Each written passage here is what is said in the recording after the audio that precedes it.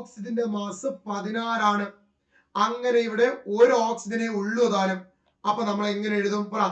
എല്ലാ entry app ഉദ്യോഗാർത്ഥികൾക്കും entry ആപ്പിന്റെ മറ്റൊരു video ക്ലാസ്സിലേക്ക് സ്വാഗതം. പ്രിയപ്പെട്ട ഉദ്യോഗാർത്ഥികളെ, ഇന്നത്തെ ക്ലാസ്സിൽ നമ്മൾ ചർച്ച ചെയ്യുന്നത് ഈ വർഷങ്ങൾ 2024-25 വർഷങ്ങളിൽ നടന്ന കെമിസ്ട്രി ചോദ്യങ്ങളാണ്. PSC പരീക്ഷകളിൽ ഉണ്ടായിരുന്ന കെമിസ്ട്രി ചോദ്യങ്ങളാണ് നമ്മൾ ഡിസ്കസ് ചെയ്തത്. ഏകദേശം 10-40ഓളം ചോദ്യങ്ങളുണ്ട്. അതെല്ലാം തന്നെ നിങ്ങൾ കണ്ടിട്ടില്ലാത്ത, പലരും ക്വസ്റ്റ്യൻ പേപ്പറിൽ കാണുമ്പോൾ റാങ്ക് മേക്കിംഗ് ആയിട്ട് തോന്നാവുന്ന ഫ്രഷ് ആയിട്ടുള്ള ക്വസ്റ്റ്യൻസ് ആണ് കൂടുതൽ. അപ്പൊ അതുകൊണ്ട് തന്നെ ക്ലാസിന്റെ തുടക്കം മുതൽ ഒടുക്കം വരെ വളരെ വൃത്തിയായിട്ട് കേട്ടിരിക്കുക. ഇവിടെ പലർക്കും ഇപ്പം സയൻസ് സബ്ജക്റ്റുകൾ എന്ന് പറയുമ്പോൾ സാറേ കുറച്ച് മാർക്കല്ലേ ഉള്ളൂ, ഞങ്ങളത് പഠിക്കേണ്ട ആവശ്യമുണ്ടോ? അതാണ് ഏറ്റവും വലിയ മണ്ടത്തരം. കാരണം ആരും പഠിക്കാത്ത ഭാഗങ്ങളാണെന്ന് പൊതുവേത്. അവിടെ നിന്നാണ്, നിങ്ങൾ ശ്രദ്ധിച്ചിട്ടുണ്ടോ എന്ന് എനിക്കറിയത്തില്ല, റീസെന്റ് നടന്ന പല പരീക്ഷകളിലും റാങ്ക് മേക്കിംഗ് ആയിട്ടുള്ള ചോദ്യങ്ങൾ വരുന്നത് കൂടുതലും സയൻസിൽ നിന്നാണ്.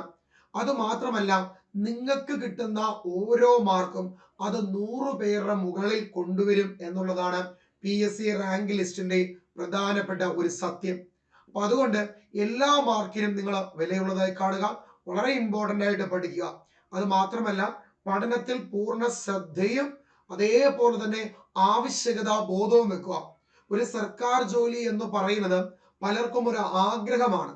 എന്നാൽ ആ ആഗ്രഹത്തിന് പുറമെ അതൊരു ആവശ്യമായിട്ട് മാറുമ്പോൾ മാത്രമേ നമുക്കതിൽ ലക്ഷ്യത്തിലേക്ക് എത്താൻ കഴിയുള്ളൂ. ഞങ്ങളെ പോലുള്ള പല ആൾക്കാരും ഇതേപോലെ പഠിച്ച് വാങ്ങിയതാണ്. പല സന്തോഷങ്ങളും പല ആഗ്രഹങ്ങളും എല്ലാം കോംപ്രമൈസ് ചെയ്തിരുന്ന, ഐസൊലേറ്റഡ് ആയിട്ടിരുന്ന പഠിച്ചു നേടിയതാണ്. നിങ്ങൾക്കും അത് പറ്റും. ഒന്ന് ഇറങ്ങിത്തിരിക്കുക. ജീവിതത്തിലെ ഏറ്റവും അവസാന കച്ചിത്തുരുമ്പാണിത്. ഇനിയൊരു അവസരമില്ല, നിങ്ങളുടെ മുന്നിൽ ഇനിയൊരു അവസരമില്ല എന്ന ഒരു വാശിയോടെ, എന്നൊരു ഭയത്തോടെ ഇരുന്ന് പഠിക്കുക. ഞാൻ എപ്പോഴും ക്ലാസ് എടുക്കുമ്പോൾ ക്ലാസ്സിൽ പറയുന്ന ഒരു കാര്യമാണ്, പരീക്ഷ കഴിഞ്ഞിട്ട് ആ ക്ലാസ് റൂമിൽ നിന്ന് എല്ലാവരും സന്തോഷത്തോടെ ഇറങ്ങുമ്പോൾ നിങ്ങൾ മാത്രം വിഷമിച്ചിറങ്ങി വരുന്ന ആ അവസ്ഥ നിങ്ങളൊന്ന് ആലോചിച്ച് നോക്ക്. നിങ്ങൾ അങ്ങനെ ആഗ്രഹിക്കുന്നുണ്ടോ? ഇനി ഒരു തിരിച്ചുപോക്കില്ലാതെ നമ്മൾ വിഷമിക്കുന്ന അവസ്ഥ നിങ്ങളൊന്ന് ആലോചിച്ച് നോക്ക്. നിങ്ങൾ അങ്ങനെ ആഗ്രഹിക്കുന്നുണ്ടോ? സോ അതാണ് ഞാൻ പറയുന്നത്. അതിലേക്ക് പോകാതെ, അങ്ങനെ ഒരു അവസ്ഥ ഉണ്ടാകാതെ, നമുക്ക് മുന്നിൽ ഉണ്ടായ ഈ സമയത്തെ കൃത്യമായി വിനിയോഗിച്ച് മാക്സിമം യൂട്ടിലൈസ് ചെയ്ത് പഠിച്ചു മുന്നേറുക. കേട്ടല്ലോ? നിങ്ങൾക്ക് മുന്നേ സഞ്ചരിച്ച്, നിങ്ങൾക്ക് മുന്നേ ഞങ്ങളുടെ അടുത്ത് എത്തിയ കുറെ ഉദ്യോഗാർത്ഥികൾ ഇന്ന് സർവീസിലുണ്ട്. അവർക്കൊക്കെ പറയാനുള്ളത് എൻട്രിയുടെ ക്ലാസ്സിനെ വിശ്വസിക്കുക എന്നുള്ളതാണ്. ഞങ്ങൾക്കും പറയാനുള്ളത് അത് തന്നെയാണ്. കൃത്യമായി പഠിച്ചു പോവുക. എന്ത് സംശയം ഉണ്ടെങ്കിലും ക്ലാസ്സിന്റെ താഴെ കമന്റ് ആയിട്ട് രേഖപ്പെടുത്തുക. ക്ലാസ്സിനെ കുറിച്ചുള്ള എന്ത് അഭിപ്രായവും താഴെ എഴുതാൻ മറക്കരുത്. അപ്പൊ നമുക്ക് നേരെ സമയം കളയാനില്ല, ചോദ്യത്തിലേക്ക് പോകാം. ഇവിടെ ഒന്നാമത്തെ ചോദ്യം നോക്കുക. അറ്റോമിക സംഖ്യ 20 ഉള്ള മൂലകം ആവർത്തന പട്ടികയിൽ ഏത് ബ്ലോക്കിൽ ഉൾപ്പെടുന്നു? ക്വസ്റ്റ്യൻ നമ്പർ നിങ്ങൾ നോക്കണ്ട, അത് ഡയറക്റ്റ് ക്വസ്റ്റ്യനിൽ നിന്നുള്ള ചോദ്യങ്ങൾ ആയതുകൊണ്ടാണ് ഇന്നത്തെ ക്വസ്റ്റ്യനിലെ എല്ലാത്തിന്റെയും കോഡിലെ ക്വസ്റ്റ്യൻ നമ്പർ ആണ് കൊടുത്തിരിക്കുന്നത്. അതുകൊണ്ട് ക്വസ്റ്റ്യൻ നമ്പർ നിങ്ങൾ നോക്കി ബേജാറാവേണ്ട. നമുക്ക് ഉത്തരത്തിലേക്ക് വരാം. അറ്റോമിക സംഖ്യ 20 ആണ്. അപ്പൊ അറ്റോമിക് നമ്പറിനെ സൂചിപ്പിക്കുന്ന ലെറ്റർ ആണല്ലോ പ്രിയപ്പെട്ടവരെ Z. അറ്റോമിക് നമ്പറിനെ സൂചിപ്പിക്കുന്ന ലെറ്റർ ആണ് Z. അത് തന്നിട്ടുണ്ട് 20 എങ്കിൽ ഈ അറ്റോമിക് നമ്പർ 20 ഉള്ള മൂലകം ആവർത്തന പട്ടികയിൽ ഏത് ബ്ലോക്കിൽ ഉൾപ്പെടുന്നു?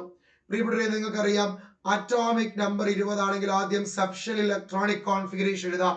1s2 2s2 2p6 3s2 3p6.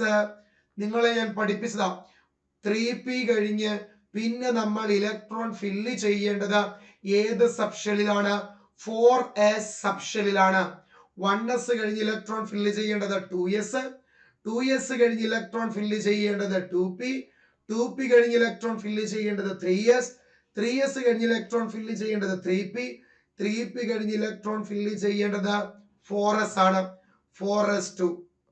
നമുക്ക് നോക്കാം ഇലക്ട്രോൺ എണ്ണം നോക്ക്.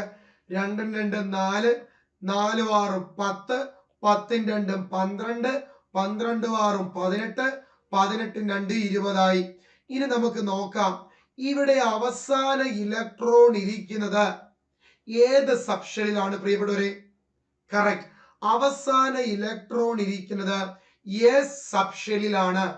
പ്രിയപ്പെട്ടവരെ, അവസാന ഇലക്ട്രോൺ ഇരിക്കുന്നത് എസ് സബ്ഷെല്ലിലാണെങ്കിൽ നമുക്ക് ഉറപ്പിച്ച് പറയാൻ പറ്റും ഇവൻ ഏത് ബ്ലോക്ക് ആണ് എന്നുള്ളത്.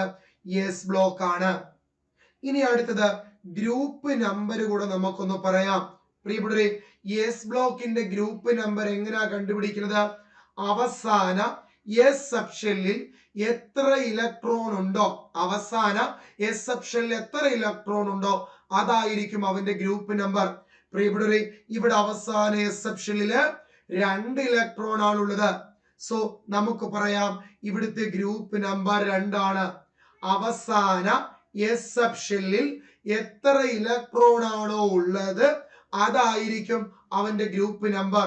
ഇവിടെ അവസാന എസ് സബ്ഷെല്ലില് 2 ഇലക്ട്രോൺ ഉണ്ട്, അതുകൊണ്ട് അവന്റെ ഗ്രൂപ്പ് നമ്പർ 2 ആണ്. പ്രിയപ്പെട്ടവരെ, നമുക്കറിയാം രണ്ടാമത്തെ ഗ്രൂപ്പിന്റെ പേര് ആൽക്കലൈൻ എർത്ത് മെറ്റൽസ് എന്നാണ്. മറക്കല്ലടാ, രണ്ടാമത്തെ ഗ്രൂപ്പിന്റെ പേര് ആൽക്കലൈൻ എർത്ത് മെറ്റൽസ്. മലയാളത്തിൽ ആൽക്കലൈൻ എർത്ത് ലോഹങ്ങൾ എന്നാണ്. ആൽക്കലൈൻ എർത്ത് ലോഹങ്ങൾ എന്നാണ്. ക്ലിയർ ആണല്ലോ? ഓക്കെ, ഇത് ഏത് മൂലകമാണെന്ന് ചോദിച്ചാൽ മറ്റാരുമല്ല, അറ്റോമിക് നമ്പർ 20 ആയിട്ടുള്ള മൂലകം കാൽസ്യം ആണ്. ഇനി വേറൊരു ക്വസ്റ്റ്യൻ തരാം. അറ്റോമിക് നമ്പർ 17, അറ്റോമിക് നമ്പർ 17 ഇവൻ ഏത് ബ്ലോക്ക് ആണ്? പറയാം. ആദ്യം നമുക്ക് ഇലക്ട്രോണിക് കോൺഫിഗറേഷൻ എഴുതാം. നിങ്ങൾക്ക് ഞാൻ ഒരു കാര്യം പറയട്ടെ, ഇനി അടുത്തതിന്റെ പാർട്ട് 2 ക്ലാസ് ഉണ്ട്. ഇനി ഏത് ടോപ്പിക്കുമായി ബന്ധപ്പെട്ട ക്ലാസ് നിങ്ങൾക്ക് വേണം, ഇനി നിങ്ങൾക്ക് പാടുള്ള ഏത് ടോപ്പിക് ആണെങ്കിലും പറഞ്ഞോ, അത് എളുപ്പ വഴി വെച്ച് കുറഞ്ഞ സമയം കൊണ്ട് നമ്മൾ നിങ്ങൾക്ക് സെറ്റ് ആക്കി തരും. താഴെ കമന്റ് ചെയ്യണം കേട്ടോ. ഇപ്പൊ അറ്റോമിക് നമ്പർ 17 ആയിട്ടുള്ള ഒരു മൂലകം, അവന്റെ ഇലക്ട്രോണിക് കോൺഫിഗറേഷൻ ആദ്യം എഴുതാം. 1s2, 2s2, 2p6, 3s2, 3p5. കണ്ടല്ലോ, 17 ഉണ്ടോ നോക്ക്. 2 2 4, 4 6 10, 10 2 12, 12 5 17 ഇലക്ട്രോൺ ആയി. പ്രിയപ്പെട്ടവരെ, ആദ്യത്തെ ക്വസ്റ്റ്യൻ, ഇവൻ ഏത് ബ്ലോക്ക് ആണ് എന്ന് നമുക്ക് കണ്ടുപിടിക്കണം. പ്രിയപ്പെട്ടവരെ, എങ്ങനെയാണ് ആ ബ്ലോക്ക് കണ്ടുപിടിക്കുന്നത്? അവസാന ഇലക്ട്രോൺ ഏത് സബ്ഷെല്ലിലാണെന്ന് നോക്ക്. അവസാന ഇലക്ട്രോൺ ഏത് സബ്ഷെല്ലിലാണെന്ന് നോക്ക്. പി സബ്ഷെല്ലിലാണ്. അവസാന ഇലക്ട്രോൺ പി സബ്ഷെല്ലിലാണെങ്കിൽ നമുക്ക് കണ്ണും പൂട്ടി പറയാൻ പറ്റും ഇവൻ ഏത് ബ്ലോക്ക് എലമെന്റ് ആണ്? പി ബ്ലോക്ക് എലമെന്റ് ആണ്. ഇനി പി ബ്ലോക്ക് എലമെന്റ് ആണെങ്കിൽ നമുക്ക് ആദ്യം അവന്റെ ഗ്രൂപ്പ് നമ്പർ എന്ന് കണ്ടുപിടിക്കാം. ഞാൻ കുറച്ചു മുന്നേ എസ് ബ്ലോക്കിന്റെ ഗ്രൂപ്പ് നമ്പർ കണ്ടുപിടിക്കുന്നത് എങ്ങനെയാണെന്ന് പറഞ്ഞു തന്നു. അവസാന എസ് സബ്ഷെല്ലിൽ എത്ര ഇലക്ട്രോൺ ഉണ്ടോ അതാണ് എസ് ബ്ലോക്ക് മൂലകങ്ങളുടെ ഗ്രൂപ്പ് നമ്പർ. ഇനി തന്നിരിക്കുന്ന എലമെന്റ് പി ബ്ലോക്ക് ആണ് എങ്കിൽ, തന്നിരിക്കുന്ന എലമെന്റ് പി ബ്ലോക്ക് ആണ് എങ്കിൽ അവന്റെ ഗ്രൂപ്പ് നമ്പർ കണ്ടുപിടിക്കാൻ അവസാന പി സബ്ഷെല്ലിൽ എത്ര ഇലക്ട്രോൺ ഉണ്ടോ, അവസാന പി സബ്ഷെല്ലില് എത്ര ഇലക്ട്രോൺ ഉണ്ടോ അതിനോടൊപ്പം 12 കൂട്ടുക, അതിനോടൊപ്പം 12 കൂട്ടുക. അപ്പൊ അവിടെ അവസാന പി സബ്ഷെല്ലില് 5 ഇലക്ട്രോൺ ആണുള്ളത്. ഗ്രൂപ്പ് നമ്പർ കണ്ടുപിടിക്കാൻ 5 + 12 17. പ്രിയപ്പെട്ടവരെ, 17ാമത്തെ ഗ്രൂപ്പിന്റെ പേര് ഹാലജൻ ഫാമിലി. മറന്നു പോവല്ലേടാ, ഹാലജൻ ഫാമിലി എന്നാണ് അർത്ഥം. അപ്പൊ എസ് ബ്ലോക്കിന്റെ ഒരു ക്വസ്റ്റ്യൻ ചെയ്യിപ്പിച്ചു, പി ബ്ലോക്കിന്റെ ഒരു ക്വസ്റ്റ്യൻ ചെയ്യിപ്പിച്ചു. ഇനി അടുത്തത് ഞാൻ പറഞ്ഞു തരാൻ പോകുന്ന ചോദ്യം നോക്കണേ നിങ്ങള്. ടൈറ്റാനിയം വേണ്ട, അയൺ. അയണിന്റെ അറ്റോമിക് നമ്പർ 26 ആണ്. അപ്പോൾ അവന്റെ ഇലക്ട്രോണിക് കോൺഫിഗറേഷൻ വരുന്നത് 1s2, 2s2, 2p6, 3s2 3p6 4s2 3d6. നിങ്ങൾക്ക് ഇലക്ട്രോണിക് കോൺഫിഗറേഷൻ എഴുതാൻ അറിയത്തില്ലെങ്കിൽ താഴെ കമന്റ് ചെയ്താൽ മതി, ഞാൻ അതിന്റെ ഒരു ക്ലാസ് തരാം.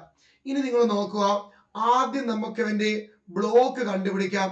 ഇവൻ ഏത് ബ്ലോക്കാണ് വന്നത് എന്ന് നമുക്ക് നോക്കാം. ഇവിടെ അവസാന ഇലക്ട്രോൺ എഴുതിയത് 3Dയിലാണ്. നിങ്ങൾക്ക് എല്ലാവർക്കും അറിയാവുന്ന ഫാക്റ്റാ. 4sൽ ഇലക്ട്രോൺ എഴുതി കഴിഞ്ഞാൽ പിന്നെ നമ്മൾ ഇലക്ട്രോൺ എഴുതുന്നത് 3Dയിലാണ്. 4sൽ ഇലക്ട്രോൺ എഴുതി കഴിഞ്ഞാൽ പിന്നെ നമ്മൾ ഇലക്ട്രോൺ ഫില്ല് ചെയ്യുന്നത് 3Dയിലാണ്. സോ അവസാന ഇലക്ട്രോൺ ഇരിക്കുന്നത് 3Dയിലാണ്. ഇവിടെ അവസാന 3Dയിൽ എത്ര ഇലക്ട്രോൺ ഉണ്ട്? 6 ഉണ്ട്. എന്തോ ആയിക്കോട്ടെ, അവസാന ഇലക്ട്രോൺ എഴുതിയത് ഡി സബ്ഷെല്ലിൽ ആയതുകൊണ്ട് നമ്മൾക്ക് പറയാൻ പറ്റും ഇവൻ ഏത് ബ്ലോക്കാണ്? ഡി ബ്ലോക്കാണ്. പ്രിയപ്പെട്ടവരെ, ഗ്രൂപ്പ് നമ്പർ ഡി ബ്ലോക്കിന്റെ ഗ്രൂപ്പ് നമ്പർ കണ്ടുപിടിക്കുന്നത് എങ്ങനെയാണെന്ന് ചോദിച്ചാൽ അവസാന എസ് സബ്ഷെല്ലിലെയും അവസാന ഡി സബ്ഷെല്ലിലെയും ഇലക്ട്രോണുകളുടെ എണ്ണം തമ്മിൽ ആഡ് ചെയ്യുക. അവസാന എസ് സബ്ഷെല്ലിലെയും അവസാന ഡി സബ്ഷെല്ലിലെയും ഇലക്ട്രോണുകളുടെ എണ്ണം തമ്മിൽ ആഡ് ചെയ്യുക. അവസാന എസ് സബ്ഷെല്ലിൽ 2 ഇലക്ട്രോൺ, അവസാന ഡി സബ്ഷെല്ലിൽ 6 ഇലക്ട്രോൺ, കൂട്ടുമ്പോൾ ഗ്രൂപ്പ് നമ്പർ കിട്ടി 8. അപ്പൊ ഓരോ ബ്ലോക്കിന്റെയും ഓരോ എലമെന്റിന്റെയും ബ്ലോക്കും എസ് ബ്ലോക്ക് വരുന്നവർ, ഡി ബ്ലോക്ക് വരുന്നവർ, പി ബ്ലോക്ക് വരുന്നവരും ഓരോ ബ്ലോക്കിന്റെയും ഗ്രൂപ്പ് നമ്പർ കണ്ടുപിടിക്കുന്ന മെത്തേഡും നമ്മൾ പഠിച്ചു മാറ്റി. അടുത്ത ക്വസ്റ്റ്യൻ, അമോണിയയുടെ തന്മാത്രാ ഭാരം 17 ആണ്. അമോണിയയുടെ തന്മാത്രാ ഭാരം 17 ആണെങ്കിൽ 34 ഗ്രാം അമോണിയ വാതകം STPയിൽ എത്ര വ്യാപ്തം ഉണ്ടായിരിക്കും? ഓക്കെ ആണോ? നല്ലൊരു ചോദ്യം. ഇത് 10ാം ക്ലാസ്സിന്റെ ഗ്യാസ് ലോസ് എന്ന് പറയുന്ന ഭാഗത്ത് നിന്ന് ചോദിച്ച ഒരു ചോദ്യമാണ്. നമ്മുടെ പരീക്ഷയ്ക്ക് ഇതേ പാറ്റേണിൽ കുറെ ക്വസ്റ്റ്യൻസ് വന്നിട്ടുണ്ട്. ഞാൻ സെറ്റ് ആക്കി തരാം. പ്രിയപ്പെട്ടവരെ, ഇവിടെ മോളിന്റെ എണ്ണം, ഇപ്പുറത്ത് STPയിലെ വ്യാപ്തം. STP എന്ന് പറഞ്ഞാൽ standard temperature and pressure. STP എന്ന് പറഞ്ഞാൽ സ്റ്റാൻഡേർഡ് ടെമ്പറേച്ചർ ആൻഡ് പ്രഷർ. അപ്പൊ എങ്ങനെയാണ് ഇത് ചെയ്യുന്നതെന്ന് ഞാനൊന്ന് പറഞ്ഞുതരാം. ഇപ്പുറത്തെ സൈഡിൽ ഞാൻ മോൾ എഴുതിയിട്ടുണ്ട്, അപ്പുറത്തെ സൈഡിൽ ഞാൻ STPയിലെ വ്യാപ്തം. ഇത് വളരെ എളുപ്പമാണ് കേട്ടോ, ഒരു പാടുമില്ല. ഒന്നാമത്, മോളിന്റെ എണ്ണം 1 വന്നതെങ്കിൽ പ്രിയപ്പെട്ടവരെ, 1 മോളുള്ള ഒരു വാതകത്തിന്റെ STPയിലെ വ്യാപ്തം എന്ന് പറയുന്നത് 22.4 ലിറ്റർ ആയിരിക്കും. 1 മോളുള്ള, മോൾ എന്ന് പറഞ്ഞാൽ പദാർത്ഥത്തിലെ കണികകളുടെ എണ്ണം പ്രസ്താവിക്കുന്ന യൂണിറ്റ് ആണ് മോൾ. നമ്മളത് ക്ലാസ്സിൽ ഡിസ്കസ് ചെയ്തിട്ടുണ്ട്. ഇത് ക്വസ്റ്റ്യൻ ഡിസ്കഷൻ ആയതുകൊണ്ടാണ് ഞാൻ ഇവിടെ അധികം പറയാത്തത്. അപ്പൊ 1 മോളുള്ള ഏതൊരു വാതകം എടുത്താലും അവന്റെ STPയിലുള്ള വോളിയം 22.4 ലിറ്റർ ആയിരിക്കും. പ്രിയപ്പെട്ടവരെ, 2 മോളുള്ള ഒരു ഗ്യാസ് ആണെങ്കിൽ അവന്റെ STPയിലെ വ്യാപ്തം എന്ന് പറയുന്നത് 22.4 × 2, അത് എത്ര ആയിരിക്കും? 44.8 ലിറ്റർ ആയിരിക്കും. ഇനി 3 മോളുള്ള ഏതൊരു ഗ്യാസ് എടുത്താലും, 3 മോളുള്ള ഏതൊരു ഗ്യാസ് എടുത്താലും അവന്റെ STPയിലെ വ്യാപ്തം എന്ന് പറയുന്നത് നിങ്ങൾക്കറിയാം, 1 മോളിന് 22.4 ലിറ്റർ വ്യാപ്തമാണെങ്കിൽ 3 മോളിന് എത്ര ആയിരിക്കും? 3 × 22.4, അത് 67.2 ലിറ്റർ ആയിരിക്കും. 4 മോളുള്ള ഏതൊരു വാതകത്തിന്റെ STPയിലെ വ്യാപ്തം എന്ന് പറയുന്നത് 1 മോളിന് 22.4 ആണെങ്കിൽ 4 മോളിന് 4 × 22.4 ആയിരിക്കും. മനസ്സിലായോ?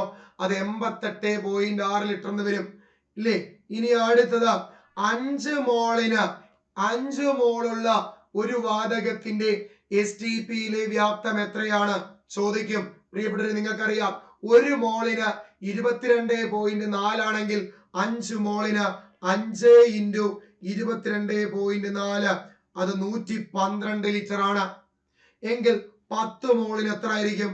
10 ഇൻറ്റു 22.4 അത് 224 ലിറ്റർ ആയിരിക്കും.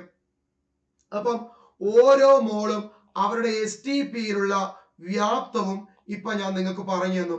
ഇതെങ്ങനെയാണ് വന്നതെന്നും പറഞ്ഞു. ക്ലിയർ ആണല്ലോ? ഇത് മറന്നു പോകത്തില്ലല്ലോ. ഇതുണ്ടെങ്കിൽ നമുക്ക് ഏതും വളരെ എളുപ്പത്തിൽ ചെയ്യാം. ഇത് നിങ്ങൾ അറിഞ്ഞിരിക്കണം പ്രിയപ്പെട്ടവരെ, ഒരു വിട്ടുവീഴ്ചയും ഇല്ല. കേട്ടല്ലോ? ഇനി നമ്മൾ ചെയ്യാൻ പോകുന്നത് അടുത്തത് മോളിന്റെ എണ്ണം കണ്ടുപിടിക്കാനാണ്. മോളിന്റെ എണ്ണം കണ്ടുപിടിക്കാൻ പരീക്ഷയ്ക്ക് ചോദിക്കും. അത് അറിഞ്ഞിരിക്കണം. എങ്ങനെയാണ് മോളിന്റെ എണ്ണം കണ്ടുപിടിക്കുന്നത് പറഞ്ഞു തരാം. അഥവാ മോൾ എണ്ണം എന്ന് പറയുന്നത് ചോദ്യത്തിൽ തന്നിരിക്കുന്ന മാസ് ബൈ മോളാർ വ്യാപ്തം. ചോദ്യത്തിൽ തന്നിരിക്കുന്ന മാസ് ബൈ മോളാർ വ്യാപ്തം. അതെത്ര മോളാർ വ്യാപ്തം? ഒരു മോളുള്ള ഏതൊരു ഗ്യാസിന്റെയും STPയിലെ വ്യാപ്തം എത്രയാണ്? ഒരു മോളുള്ള ഏതൊരു ഗ്യാസിന്റെയും STPയിലെ വ്യാപ്തം എത്രയാണ്? 22.4 ലിറ്റർ. സോറി, നമുക്ക് എന്താ കാണേണ്ടത്? മോളിന്റെ എണ്ണം അല്ലേ? ഇവിടുത്തെ മോളെണ്ണം തന്നിരിക്കുന്ന മാസ് ബൈ മോളാർ മാസ്. തന്നിരിക്കുന്ന മാസ് ബൈ മോളാർ മാസ്. മോളിന്റെ എണ്ണം കാണാനുള്ള ഇക്വേഷൻ ആണ് തന്നിരിക്കുന്ന മാസ് ബൈ മോളാർ മാസ്. അപ്പൊ ആദ്യം നമുക്ക് നോക്കാം. പ്രിയപ്പെട്ടവരെ, NH3 ആണ്. NH3 ഇതിന്റെ ഒരു മോൾ NH3യുടെ മാസ് തന്നിട്ടുണ്ട് 17 ഗ്രാം. ഇതാണ് അതിന്റെ മോളാർ മാസ്. കേട്ടല്ലോ? NH3യുടെ molar mass 17 gram. Molecular mass ചിലപ്പോൾ ക്വസ്റ്റ്യനിൽ തരണമെന്നില്ല. മോളിക്കുലാർ മാസ് കാണാൻ നിങ്ങൾ അറിയണം. അതെങ്ങനെ പഠിക്കും? നോക്ക്. ഹൈഡ്രജന്റെ അറ്റോമിക് മാസ് 1, കാർബണിന്റെ അറ്റോമിക് മാസ് 12, ഓക്സിജന്റെ അറ്റോമിക് മാസ് 16, നൈട്രജന്റെ അറ്റോമിക് മാസ് 14, സോഡിയത്തിന്റെ അറ്റോമിക് മാസ് 23, ക്ലോറിന്റെ അറ്റോമിക് മാസ് 35.5, കാൽസ്യത്തിന്റെ അറ്റോമിക് മാസ് 40. പ്രിയപ്പെട്ടവരെ, ഇത്രയെങ്കിലും മിനിമം നിങ്ങൾ അറിഞ്ഞിരിക്കണം. ഇനി നോക്കിക്കോ, കാർബൺ ഡൈ ഓക്സൈഡിന്റെ മോളിക്കുലാർ മാസ് അഥവാ തന്മാത്രാ ഭാരം എത്രയാണ് പറഞ്ഞു തരാം. ഇവിടെ നിങ്ങൾ നോക്കണേ.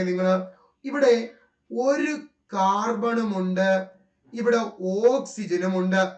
കാർബണിന്റെ അറ്റോമിക് മാസ് നമുക്കറിയാം 12, ഓക്സിജന്റെ അറ്റോമിക് മാസ് നമുക്കറിയാം 16. ഇവിടെ അങ്ങനെ ഒരു കാർബണേ ഉള്ളൂ. അപ്പൊ ഒരു കാർബണിന്റെ മാസ് 12. അങ്ങനെ ഇവിടെ ഒരു കാർബണേ ഉള്ളൂ. അപ്പൊ നമ്മൾ എങ്ങനെ എഴുതും? 1 × 12 പ്ലസ് ഒരു ഓക്സിജന്റെ മാസ് 16. അങ്ങനെ ഇവിടെ എത്ര ഓക്സിജൻ ഉണ്ട്? 2 ഓക്സിജൻ ഉണ്ട്. അപ്പൊ ഒരു ഓക്സിജന്റെ മാസ് 16 ആണെങ്കിൽ 2 ഓക്സിജന്റെ മാസ് നമ്മൾ എങ്ങനെ കാണും? 2 × 16. ടോട്ടൽ നമ്മൾ ആഡ് ചെയ്യുമ്പോൾ കാർബൺ ഡൈ ഓക്സൈഡിന്റെ മോളിക്കുലാർ മാസ് 14. മറന്നിക്കത്തില്ലല്ലോ? മനസ്സിലായല്ലോ? ഇനി അടുത്ത ക്വസ്റ്റ്യൻ. H2O യുടെ മോളിക്കുലാർ മാസ് മലയാളത്തിൽ തന്മാത്രാ ഭാരം എന്ന് പറയും. പ്രിയപ്പെട്ടവരെ, ഹൈഡ്രജനുമുണ്ട്, ഓക്സിജനുമുണ്ട്. ഹൈഡ്രജന്റെ അറ്റോമിക് നമ്പർ 1, ഓക്സിജന്റെ അറ്റോമിക് നമ്പർ 16. നമുക്ക് നോക്കാം. ഒരു ഹൈഡ്രജന്റെ അറ്റോമിക് മാസ് 1 ആണ്. അങ്ങനെ ഇവിടെ 2 ഹൈഡ്രജൻ ആണ് ഉള്ളത്. അപ്പൊ നമ്മൾ എങ്ങനെ എഴുതും? 2 × 1 പ്ലസ് ഒരു ഓക്സിജന്റെ മാസ് 16 അങ്ങനെ ഇവിടെ ഒരു ഓക്സിജനെ ഉള്ളൂ താനും. അപ്പൊ നമ്മൾ എങ്ങനെ എഴുതും? 1 × 16 രണ്ടും കൂടെ ആഡ് ചെയ്യുമ്പോൾ വാട്ടറിന്റെ തന്മാത്രാ ഭാരം മോളിക്കുലാർ മാസ് നമുക്ക് കിട്ടി. അത് 18. മനസ്സിലായല്ലോ? ഇനി അടുത്ത വേറെണ്ണം ചെയ്ത് കാണിക്കാം. Calcium carbonate CaCO3. പ്രിയപ്പെട്ടവരെ, ഇതിൽ കാൽസ്യം ഉണ്ട്, അവന്റെ മാസ് 40. ഇതിൽ കാർബൺ ഉണ്ട്, അവന്റെ മാസ് 12. ഇതിൽ ഓക്സിജൻ ഉണ്ട്, ഓക്സിജന്റെ മാസ് 16. നോക്ക, ഒരു കാൽസ്യത്തിന്റെ മാസ് 40. അങ്ങനെ ഇവിടെ ഒരു കാൽസ്യമേ ഉള്ളൂ. നമ്മൾ എങ്ങനെ എഴുതും? 1 × 40 പ്ലസ് ഒരു കാർബണിന്റെ മാസ് 12. അങ്ങനെ ഇവിടെ ഒരു കാർബണേ ഉള്ളൂ താനും. നമ്മൾ എങ്ങനെ എഴുതും? 1 × 12 പ്ലസ് ഒരു ഓക്സിജന്റെ മാസ് 16. അങ്ങനെ ഇവിടെ 3 ഓക്സിജൻ ഉണ്ട്. നമ്മൾ എങ്ങനെ എഴുതും? 3 × 16. എല്ലാം കൂടെ ആഡ് ചെയ്യുമ്പോൾ കാൽസ്യം കാർബണേറ്റിന്റെ മോളിക്കുലാർ മാസ് നമുക്ക് കിട്ടും 100. നിങ്ങൾക്ക് വേണ്ടി ഹോംവർക്ക് ആയിട്ട് ഞാൻ തരുന്നു C6H12O6 ഗ്ലൂക്കോസിന്റെ തന്മാത്രാ ഭാരം എത്രയാണ്? വേഗത്തിൽ ഒന്ന് ചെയ്തേ പ്രിയപ്പെട്ടവരെ. നമുക്ക് ഇവിടുത്തെ ചോദ്യത്തിലേക്ക് കടക്കാം. 34 ഗ്രാം NH3 യിലെ STPയിലെ വ്യാപ്തം എത്രയാടാ മോനെ എന്നല്ലേ ചോദ്യം ഇട്ടാൾ ചോദിച്ചിരിക്കുന്നത്. 34 ഗ്രാം NH3 STPയിലെ വ്യാപ്തം. ആദ്യം നമുക്കറിയാം, 1 മോൾ ആണെങ്കിൽ ഇവിടെ 22.4, 2 മോൾ ആണെങ്കിൽ 44.8, 3 മോൾ ആണെങ്കിൽ 67.2, അങ്ങനെ പോവുകയാണ്. അപ്പൊ നമ്മൾ ആദ്യം കണ്ടുപിടിക്കണം 34 ഗ്രാം NH3 എന്ന് പറയുന്നത് എത്ര മോളാണ്. 34 ഗ്രാം NH3 എന്ന് പറയുന്നത് എത്ര മോൾ ആണെന്ന് കണ്ടുപിടിക്കണം. ഞാൻ കുറച്ചു മുന്നേ പറഞ്ഞു, മോളിന്റെ എണ്ണം കണ്ടുപിടിക്കാനുള്ള ഇക്വേഷൻ ചോദ്യത്തിൽ തന്നിരിക്കുന്ന മാസ് ബൈ മോളിക്കുലാർ മാസ്. ചോദ്യത്തിൽ തന്നിരിക്കുന്ന മാസ് 34. NH3 അഥവാ അമോണിയയുടെ മോളിക്കുലാർ മാസ് 17. കാണാൻ ഞാൻ നിങ്ങളെ ഇപ്പൊ പഠിപ്പിച്ചതേ ഉള്ളൂ. ഡിവൈഡ് ചെയ്ത് കളയുമ്പോൾ നമുക്ക് അവിടെ ഉത്തരം കിട്ടി 2 മോള്. പ്രിയപ്പെട്ടവരെ, 1 മോളിലെ STPയിലെ വ്യാപ്തം എന്ന് പറയുന്നത് 22.4 ആണ്. എങ്കിൽ 34 ഗ്രാം അമോണിയ എന്ന് പറയുന്നത് 2 മോളാണ്. അപ്പോൾ എങ്ങനെ കണ്ടുപിടിക്കും? 2 × 22.4. Answer is 44.8 litre. എങ്കിൽ നിങ്ങൾക്കൊരു ഹോംവർക്ക്. എത്ര പേര് താഴെ കമന്റ് ചെയ്ത് നോക്കട്ടെ. 220 ഗ്രാം കാർബൺ ഡൈ ഓക്സൈഡിന്റെ STPയിലെ വ്യാപ്തം എത്രയാണ്? 220 ഗ്രാം കാർബൺ ഡൈ ഓക്സൈഡിന്റെ STPയിലെ വ്യാപ്തം എത്രയാണ്? വളരെ എളുപ്പത്തിൽ നിങ്ങൾ ചെയ്യും, എനിക്ക് ഉറപ്പുണ്ട്. ശരിയടാ, അടുത്ത ക്വസ്റ്റ്യനിലേക്ക് പോകാം. താഴെ പറയുന്നവയിൽ ഏത് ആസിഡാണ് സ്വർണ്ണാഭരണങ്ങൾ ശുദ്ധീകരിക്കാൻ ഉപയോഗിക്കുന്നത്? വളരെ സിമ്പിൾ ക്വസ്റ്റ്യൻ ആണ്. റീസെന്റ് PSC ചോദിച്ചു വെച്ചിരിക്കുന്ന ക്വസ്റ്റ്യൻ ആണ്. താഴെ പറയുന്നവയിൽ ഏത് ആസിഡാണ് സ്വർണ്ണാഭരണങ്ങൾ നിർമ്മിക്കാൻ ഉപയോഗിക്കുന്നത്? ബോറിക് ആസിഡ് ഉണ്ട്, സൾഫ്യൂരിക് ആസിഡ് ഉണ്ട്, നൈട്രിക് ആസിഡ് ഉണ്ട്. യെസ്, ഉത്തരം ഓപ്ഷൻ സി, നൈട്രിക് ആസിഡ് ആണ്. സ്വർണത്തിന്റെ ശുദ്ധത അളക്കാൻ ഉപയോഗിക്കുന്നതും നൈട്രിക് ആസിഡ് ആണ്. പ്രിയപ്പെട്ടവരെ, മറന്നുപോവല്ലേ. നൈട്രിക് ആസിഡിന്റെ രാസസൂത്രം HNO3 എന്നാണ്. വായുവിൽ പുകയുന്ന ആസിഡാണ് നൈട്രിക് ആസിഡ്. തവിട്ട് നിറമുള്ള കുപ്പിയിൽ സൂക്ഷിക്കുന്ന ആസിഡാണ് നൈട്രിക് ആസിഡ്. കേട്ടല്ലോ, നൈട്രിക് ആസിഡിന്റെ പ്രിപ്പറേഷൻ അറിയപ്പെടുന്ന പേരാണ് ഓസ്റ്റ്വാൾഡ് പ്രക്രിയ. ഓസ്റ്റ്വാൾഡ് പ്രക്രിയ. ഇത്രയും കാര്യങ്ങൾ ഓർത്തിരിക്കണേ. അടുത്ത ദിവസത്തിലേക്ക് പോകാം. താഴെ തന്നിരിക്കുന്ന പ്രസ്താവനകൾ ആരുടെ മൂലക വർഗീകരണവുമായി ബന്ധപ്പെട്ടുള്ളതാണ്? വേഗത്തിൽ ഞാനൊരു കാര്യം അങ്ങോട്ട് പറഞ്ഞുതരാം, പഠിച്ചുകൊണ്ട് പോവാം. മൂലകങ്ങളെ ആദ്യമായി വർഗീകരിച്ചത് വേഗത്തിൽ പറഞ്ഞുതരാം. മൂലകങ്ങളെ ആദ്യമായി വർഗീകരിച്ചത് ലാവോസിയാണ്. എത്ര മൂലകങ്ങളെയാണ് വർഗീകരിച്ചത്? 30 മൂലകങ്ങളെയാണ് വർഗീകരിച്ചത്. ലോഹങ്ങൾ എന്നും അലോഹങ്ങൾ എന്നുമാണ് വർഗീകരിച്ചത്. ഉപലോഹങ്ങളെ വർഗീകരിക്കാൻ സാധിച്ചില്ല. തീർന്നു. ആദ്യമായി മൂലകങ്ങളെ വർഗീകരിച്ചു, 30 മൂലകങ്ങളെ വർഗീകരിച്ചു, ലോഹങ്ങൾ എന്നും അലോഹങ്ങൾ എന്നും വർഗീകരിച്ചു, ഉപലോഹങ്ങളെ വർഗീകരിക്കാൻ സാധിച്ചില്ല. അടുത്തത് 3 മൂലകങ്ങളെ മാത്രം ഉൾപ്പെടുത്തി ത്രികങ്ങൾ എന്ന ചെറിയ ഗ്രൂപ്പുകളാക്കി വർഗീകരിച്ച ശാസ്ത്രജ്ഞനാണ് ആരെന്ന് പറയുന്നത്? ഡൊബറെയ്നർ. ആരെന്ന് പറയുന്നത്? ഡൊബറെയ്നർ. 3 മൂലകങ്ങളെ മാത്രം ഉൾപ്പെടുത്തി ത്രികങ്ങൾ എന്ന ചെറിയ ഗ്രൂപ്പ് രൂപീകരിച്ച് മൂലകങ്ങളെ വർഗീകരിച്ചതാണ് ആര്? ഡൊബറെയ്നർ. ഇനി അഷ്ടക നിയമം അല്ലെങ്കിൽ അഷ്ടമ നിയമം എന്ന വർഗീകരണവുമായി ബന്ധപ്പെട്ട ശാസ്ത്രജ്ഞനാണ് ആരെന്ന് പറയുന്നത്? ന്യൂലാൻഡ്സ്. മറന്നു പോവല്ലോ? മറന്നു പോകത്തില്ലല്ലോ? ഓക്കേടാ. അടുത്തത് മൂലകങ്ങളെ അറ്റോമിക് മാസിന്റെ അടിസ്ഥാനത്തിൽ വർഗീകരിച്ച് ആദ്യമായിട്ട് ഒരു പീരിയോഡിക് ടേബിൾ തയ്യാറാക്കിയ വ്യക്തിയാണ് മെൻഡലീഫ്. Dmitri Ivanovich Mendeleev. അപ്പൊ മെൻഡലീഫ് തന്റെ പീരിയോഡിക് ടേബിളിൽ മൂലകങ്ങളെ എന്തിന്റെ അടിസ്ഥാനത്തിലാണ് വർഗീകരിച്ചത്? അറ്റോമിക് മാസിന്റെ ആരോഹണ ക്രമത്തിലാണ് മെൻഡലീഫ് തന്റെ പീരിയോഡിക് ടേബിളിൽ മൂലകങ്ങളെ വർഗീകരിച്ചത്. 63 മൂലകങ്ങളെയാണ് വർഗീകരിച്ചത്. 7 പീരിയഡുകൾ ഉണ്ടായിരുന്നു, 8 ഗ്രൂപ്പുകൾ ഉണ്ടായിരുന്നു. പ്രിയപ്പെട്ടവരെ, എന്തൊക്കെയായിരുന്നു മെൻഡലീഫിന്റെ വർഗീകരണത്തിന്റെ മേന്മകൾ? 1. തെറ്റായ അറ്റോമിക മാസ് തിരുത്തി. 2. കണ്ടെത്താനുള്ള മൂലകങ്ങൾക്ക് സ്ഥാനമൊഴിച്ചിടുകയും അവയുടെ സവിശേഷതകൾ പ്രവചിക്കുകയും ചെയ്തു. 2 മേന്മകൾ പറ. 1. തെറ്റായ അറ്റോമിക മാസ് തിരുത്തി. 2.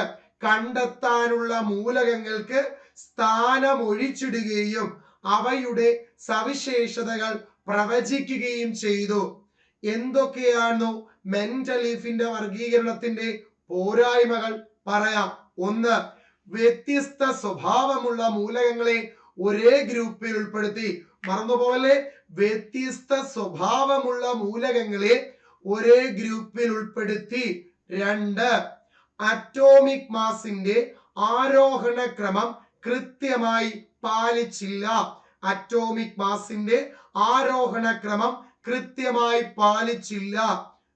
3. ഹൈഡ്രജന് കൃത്യമായ സ്ഥാനം നൽകിയില്ല. അടുത്തത് ഐസോടോപ്പുകൾക്ക് കൃത്യമായ സ്ഥാനം നൽകിയില്ല. പറ, എന്തൊക്കെയായിരുന്നു മെൻഡലീഫിന്റെ വർഗീകരണത്തിന്റെ മേന്മകൾ? 1. അറ്റോമിക് മാസിന്റെ ആരോഹണ ക്രമം കൃത്യമായി പാലിച്ചില്ല. വ്യത്യസ്ത സ്വഭാവമുള്ള മൂലകങ്ങളെ ഒരേ ഗ്രൂപ്പിൽ ഉൾപ്പെടുത്തി. ഹൈഡ്രജന് കൃത്യമായ സ്ഥാനം നൽകിയില്ല.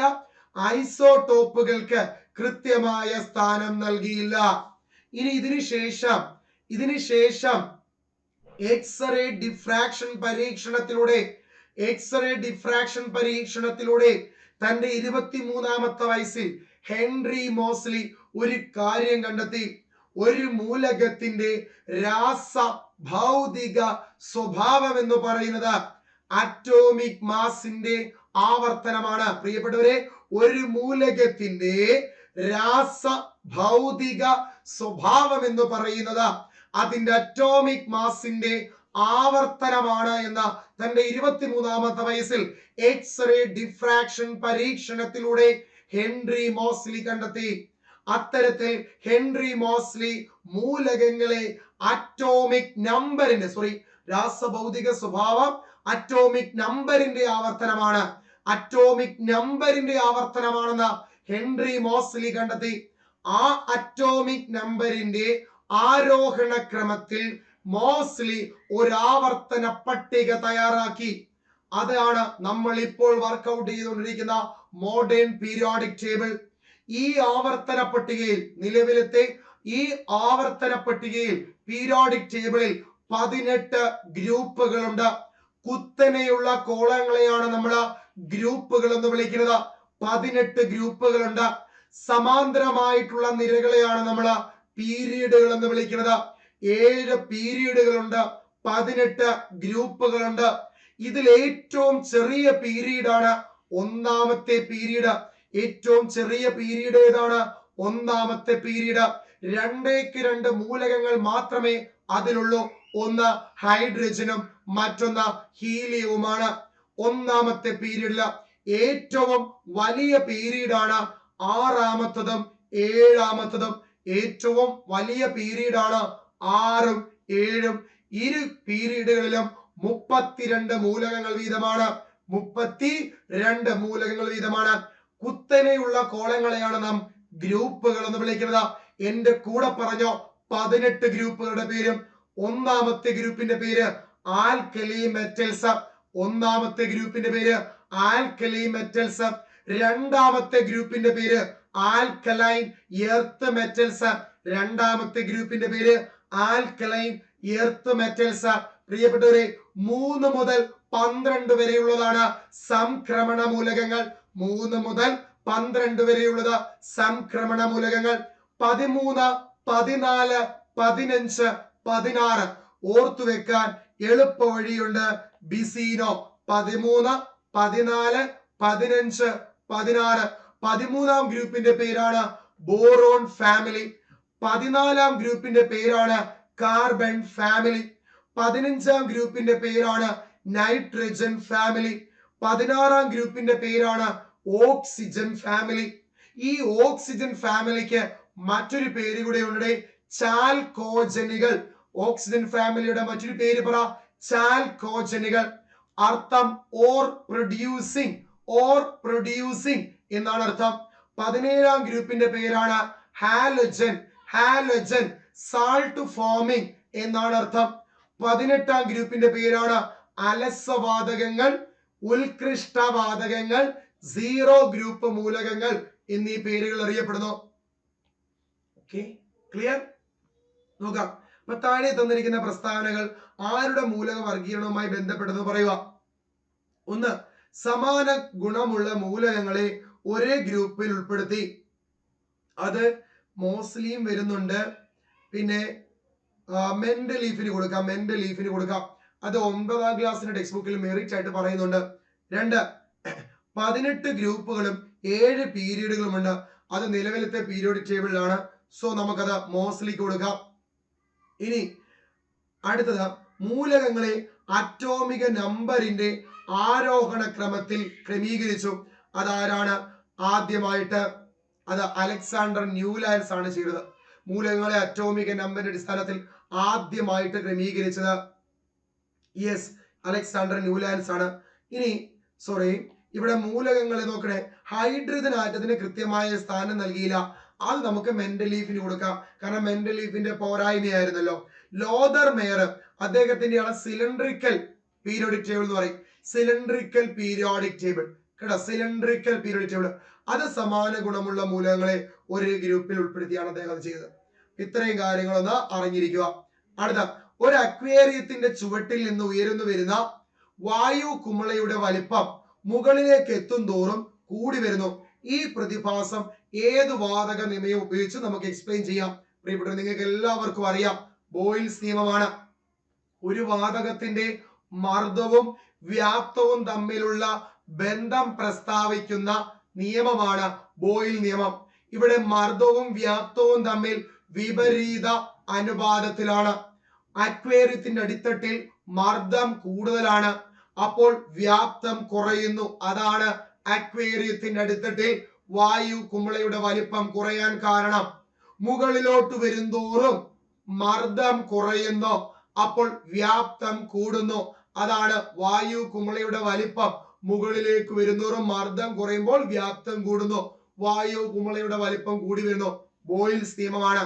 അപ്പം ഒരു വാതകത്തിന്റെ വ്യാപ്തവും മർദ്ദവും തമ്മിലുള്ള ബന്ധം പ്രസ്താവിക്കുന്ന ലോയാണ് ബോയിൽസ് ലോ.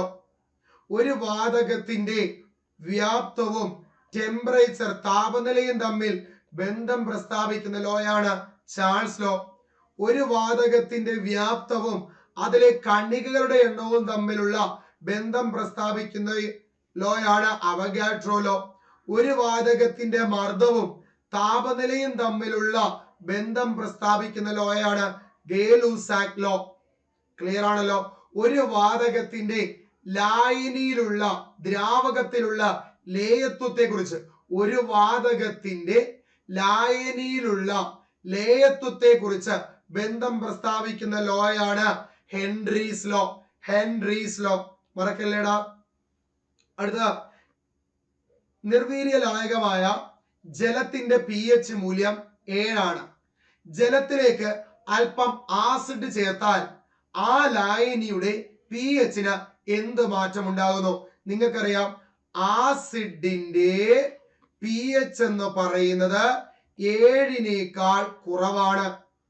ബേസ് അല്ലെങ്കിൽ ആൽക്കലിയുടെ pH എന്ന് പറയുന്നത് 7-നേക്കാൾ കൂടുതലാണ്.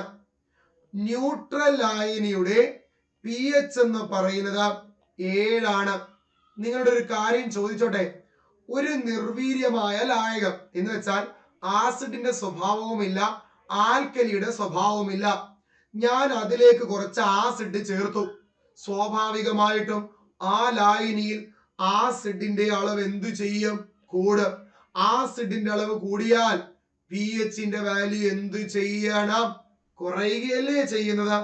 ആസിഡ് കൂടുതൽ ചേർത്താൽ ആ ലായനിക്ക് ആസിഡിന്റെ ക്യാരക്ടർ വരും, അല്ലെങ്കിൽ അതിൽ ആസിഡിന്റെ അളവ് കൂടും. ആസിഡിന്റെ pH എന്ന് പറഞ്ഞാൽ 7-നേക്കാൾ കുറഞ്ഞു വരികയാണ് ചെയ്യുന്നത്. ഓക്കെ, അപ്പൊ ഇവിടുത്തെ ആൻസർ വരുന്നത് 7-നേക്കാൾ കുറയുന്നു എന്നുള്ളതാണ് ആൻസർ. അടുത്ത ചോദ്യം, പദാർത്ഥ കണികകളുടെ ദ്വൈത സ്വഭാവം ആദ്യമായി നിർദ്ദേശിച്ച ശാസ്ത്രജ്ഞൻ ആരാണ്? അത് മറ്റാരുമല്ല, ലൂയിസ് ഡി ബ്രോഗ്ലി ആണ്. നല്ലൊരു ചോദ്യമാണ് പ്രിയപ്പെട്ടവരെ. അല്ലെങ്കിൽ ചിലപ്പോൾ പദാർത്ഥം എന്നും തരത്തില്ല, ഇലക്ട്രോണുകളുടെ ദ്വൈത സ്വഭാവം എന്നും ചോദിക്കാം. അഥവാ പദാർത്ഥത്തിന് തരംഗ സ്വഭാവവുമുണ്ട് കണികാ സ്വഭാവവുമുണ്ട്. ഈ പദാർത്ഥത്തിന്റെ ഡുവൽ നേച്ചർ എക്സ്പ്ലെയിൻ ചെയ്തത് ലൂയിസ് ഡി ബ്രോഗ്ലി എന്ന് പറയുന്ന ശാസ്ത്രജ്ഞനാണ്. ഈ ഒരു അവസരത്തിൽ എനിക്ക് ഈ ഒരു പോയിന്റ് ഉത്തരമായി വരുന്ന മറ്റൊരു ചോദ്യം ഇവിടെ പറയാൻ തോന്നുകയാണ്. ചോദ്യം ഇതാണ്: ബോർ ആറ്റം മോഡലിന്റെ പരാജയ കാരണങ്ങൾ എന്തെല്ലാം? ചോദിക്കാൻ സാധ്യതയുള്ള നല്ലൊരു ചോദ്യം. ബോർ ആറ്റം മോഡലിന്റെ പരാജയ കാരണങ്ങൾ: ഒന്ന്, ബോർ ആറ്റം മാതൃക ഹൈഡ്രജൻ ആറ്റം ഒഴികെയുള്ള മറ്റൊരാറ്റത്തിനും ബാധകമല്ല. ബോർ ആറ്റം മാതൃക ആറ്റം എന്ന നിലയിൽ ഹൈഡ്രജൻ ആറ്റത്തിന് മാത്രമാണ് ബാധകം, മറ്റൊരാറ്റത്തിനും ബോർ മോഡൽ ബാധകമല്ല. രണ്ടാമത്തെ ലിമിറ്റേഷൻ, ഹെയ്സൻബർഗിന്റെ അനിശ്ചിത തത്വം വിശദീകരിക്കാൻ സാധിച്ചില്ല.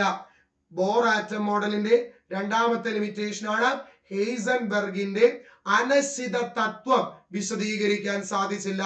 മൂന്നാമത്തതാണ് ഡി ബ്രോഗ്ലിയുടെ പദാർത്ഥങ്ങളുടെ ദ്വൈത സ്വഭാവത്തെ കുറിച്ചുള്ള കോൺസെപ്റ്റ് വിശദീകരിക്കാൻ സാധിച്ചില്ല. ലൂയിസ് ഡി ബ്രോഗ്ലിയുടെ പദാർത്ഥത്തിന്റെ ദ്വൈത സ്വഭാവത്തെ കുറിച്ചുള്ള കോൺസെപ്റ്റ് വിശദീകരിക്കാൻ സാധിച്ചില്ല. അടുത്തത് നാലാമത്തത്, സീമാൻ എഫക്റ്റും സ്റ്റാർക്ക് എഫക്റ്റും വിശദീകരിക്കാൻ സാധിച്ചില്ല. സീമാൻ എഫക്റ്റും സ്റ്റാർക്ക് എഫക്റ്റും വിശദീകരിക്കാൻ സാധിച്ചില്ല എന്നുള്ളതാണ് ലിമിറ്റേഷൻ. അപ്പൊ എന്തൊക്കെയാണ് ബോർ ആറ്റം മോഡലിന്റെ പരാജയ കാരണം? ഹൈഡ്രജൻ ആറ്റം ഒഴികെയുള്ള ആറ്റങ്ങളുടെ മാതൃക വിശദീകരിക്കാൻ സാധിച്ചില്ല. രണ്ട്, ഹെയ്സൻബർഗിന്റെ അനിശ്ചിത തത്വം വിശദീകരിക്കാൻ സാധിച്ചില്ല.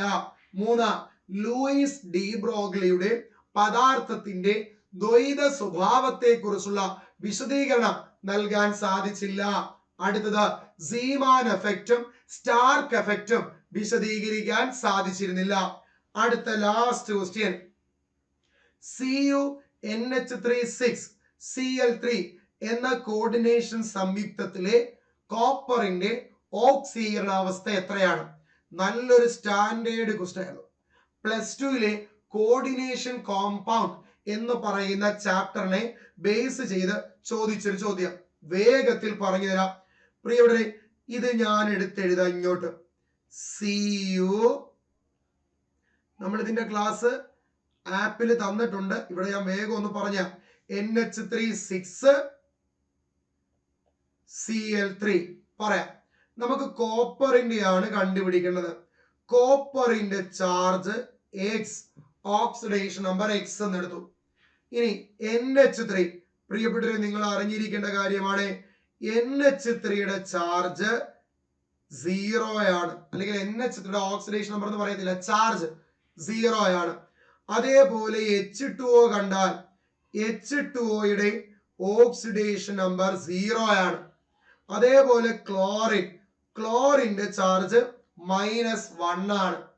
ഇനിയുണ്ട് കുറെ ആൾക്കാർ, ഇവരെ ലിഗാൻഡുകൾ എന്നാണ് വിളിക്കുന്നത്. ലിഗാൻഡുകൾ ആപ്പിൽ നമ്മൾ ഡീറ്റെയിൽ ആയിട്ട് ക്ലാസ് എടുത്തിട്ടുണ്ട്.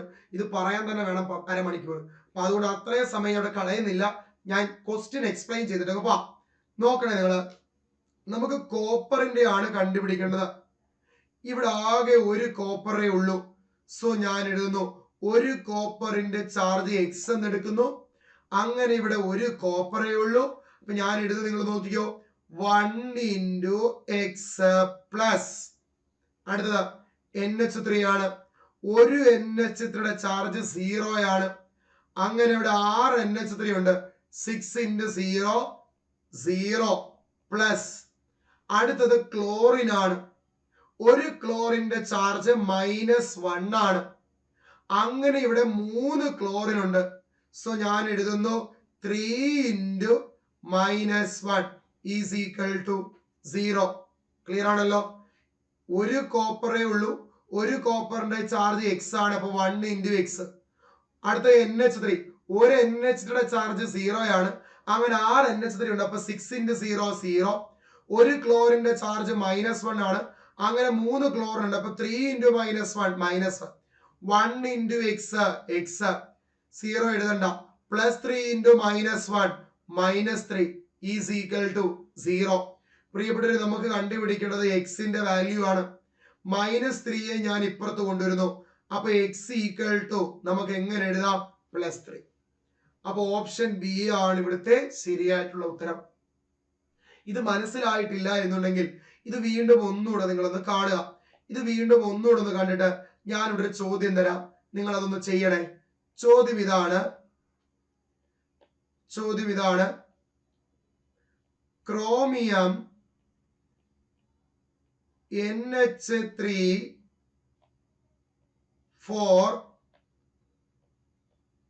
H2O twice. കണ്ടല്ലോ, ഇതാണ് ചോദ്യം. ഇതിൽ ക്രോമിയത്തിന്റെ ഓക്സിഡേഷൻ നമ്പർ എത്രയാണ്? ഇതിൽ ക്രോമിയത്തിന്റെ ഓക്സിഡേഷൻ നമ്പർ വീഡിയോ പോസ് ചെയ്ത് നിങ്ങൾ കണ്ടുപിടിച്ചെന്ന് വിശ്വസിക്കുന്നു. ഞാനൊന്ന് പറയാൻ പോവുകയാണ് ഉത്തരം. ക്രോമിയത്തിന്റെ ആണ് കണ്ടുപിടിക്കുന്നത്. അപ്പൊ ക്രോമിയത്തിന്റെ നമുക്ക് X ആയിട്ട് എടുക്കാം. ഇവിടെ ആകെ ഒരു ക്രോമിയം ഉള്ളൂ. അപ്പൊ എങ്ങനെ എഴുതും? 1 × X പ്ലസ്. ഒരു NH3യുടെ ചാർജ് 0 ആണ്. അങ്ങനെ നമുക്കിവിടെ 4 NH3 ഉണ്ട്. ഒരു NH3യുടെ ചാർജ് 0 ആണ്. 4 NH3 ഉണ്ട്. അപ്പൊ 4 × 0 ഒരു വഴിക്ക് പോലെ അങ്ങനെ തന്നെ എഴുതാം. അടുത്ത H2O ഇവിടെ പുറത്ത് Cl2 ഉണ്ട്. പ്രിയപ്പെട്ട Cl2 എന്നുണ്ടേ, പുറത്ത് Cl2 എന്നുണ്ടേ. H2O, ഒരു H2യുടെ ചാർജ് 0 ആണ്. അങ്ങനെ 2 H2 ഉണ്ട്. അപ്പൊ ഞാൻ എഴുതുന്നു 2 × 0 പ്ലസ്. അടുത്ത ക്ലോറിൻ ആണ്. ഒരു ക്ലോറിന്റെ ചാർജ് -1 ആണ്. അങ്ങനെ 2 ക്ലോറിൻ ഉണ്ട്. അപ്പൊ 2 × -1 ഈക്വൽ ടു എത്ര ആണ്? 0. കണ്ട 0. ഇനി 1 × X 4 × 0 0 2 into 0 0 plus 2 into minus 1 minus 2 is equal to 0. കണ്ടുപിടിക്കേണ്ടത് x ആണ്.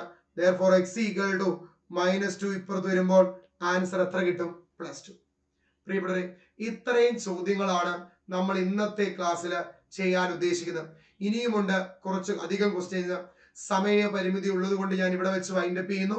ഇതിന്റെ പാർട്ട് 2 വരും. നിങ്ങളുടെ റെസ്പോണ്ട് എങ്ങനെയാണെന്ന് നോക്കട്ടെ. ക്ലാസ്സിനെ പറ്റിയുള്ള അഭിപ്രായം ഉറപ്പായിട്ട് നിങ്ങൾ താഴെ അറിയിക്കണം. ക്ലാസ് മനസ്സിലായോ? ഉപകാരപ്പെട്ടോ? നിങ്ങൾക്കറിയാത്ത ഒരു ചോദ്യമെങ്കിലും നിങ്ങൾക്ക് കിട്ടിയോ എന്നുള്ളത് നിങ്ങൾ നോക്കുക. വർക്ക് ചെയ്ത് പഠിക്കുക, ഹാർഡ് വർക്ക് ചെയ്ത് പഠിക്കുക. എവിടുന്നൊക്കെ കണ്ടന്റ് കിട്ടുമോ അതെല്ലാം ഉപയോഗപ്പെടുത്തുക. ക്ലാസ് മനസ്സിലായിട്ടുണ്ടെന്ന വിശ്വാസത്തോടു കൂടി താങ്ക് യു.